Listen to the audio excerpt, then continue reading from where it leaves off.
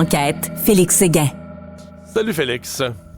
Oui, bonjour Mario. On parle en direct de Toronto. C'est tout un choc là, que la ville reine, la ville de Toronto a eu hier. Mais là, on en sait plus ce matin. Évidemment, tout le monde continue à gratter là, autour de cette histoire de corruption policière.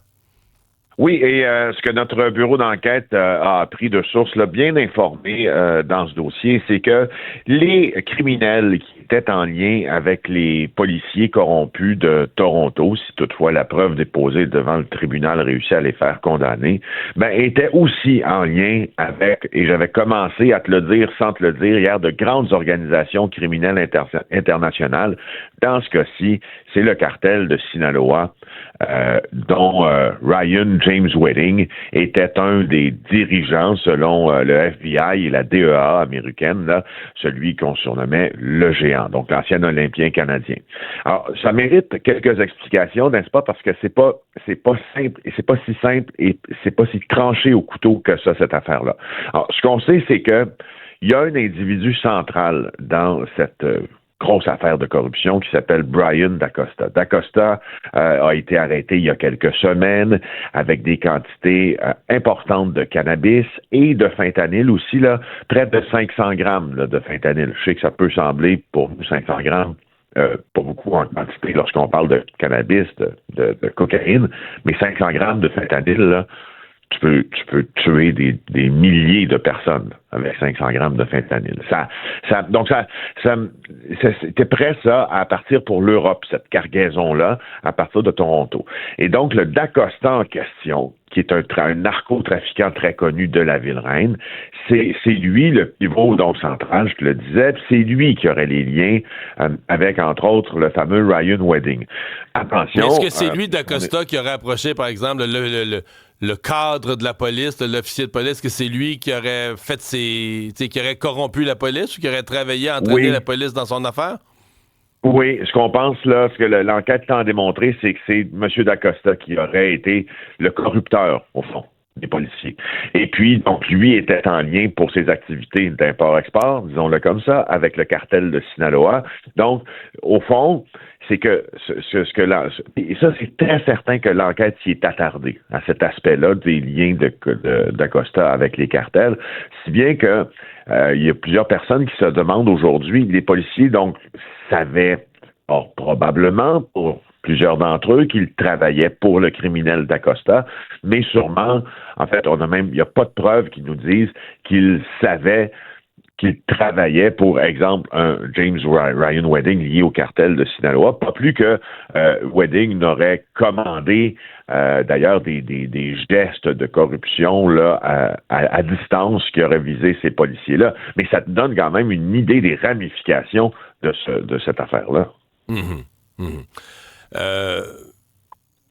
côté de la police de Toronto, est-ce qu'on a dit...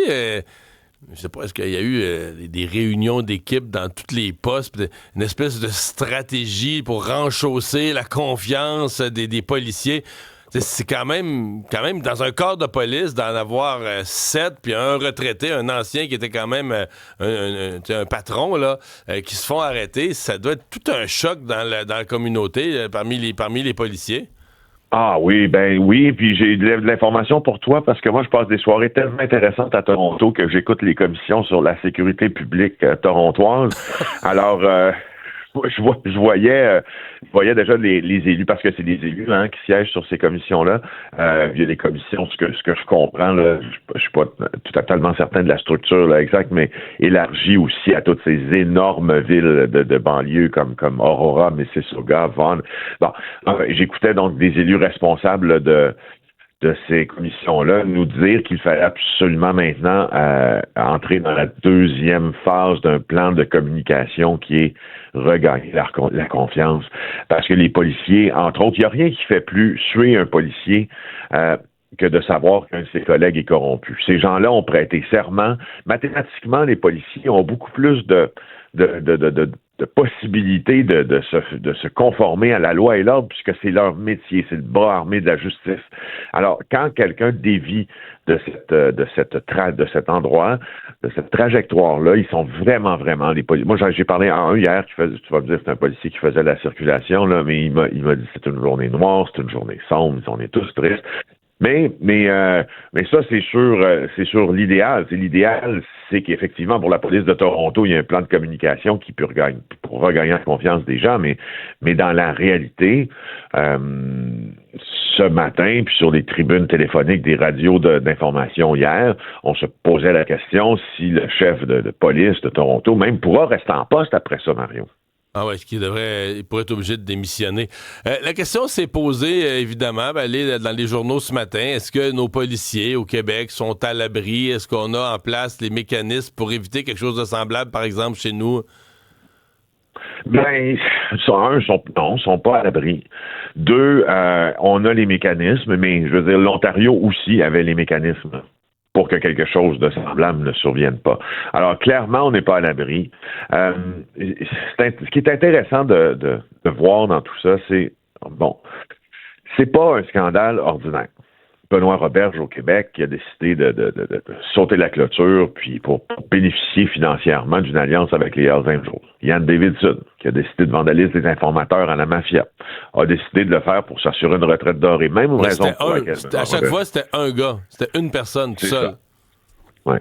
Et là, je faisais le tour des sources policières très bien informées de ce qui se passe là en matière justement de corruption au Québec puis au Canada au cours des dernières années. Puis on se pose réellement la question, et je pense qu'elle est centrale dans cette chronique, Mario.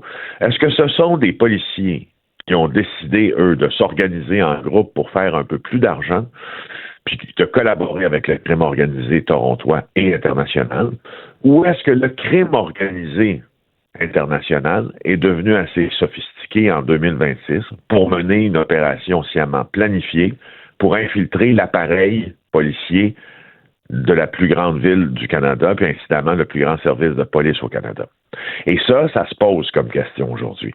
Et ça se pose comme question, et ça pourra se poser, nous dit-on, comme question au Québec à un moment donné. Est-ce que les organisations criminelles sont capables de faire ça? Manifestement, à Toronto, la réponse est oui. Alors, pourquoi la réponse au Québec ne serait pas oui aussi? Mm-hmm. Ouais, eh bien, c'est bien posé comme question. Merci beaucoup, Félix. Au revoir. Salut, bonne fin de semaine.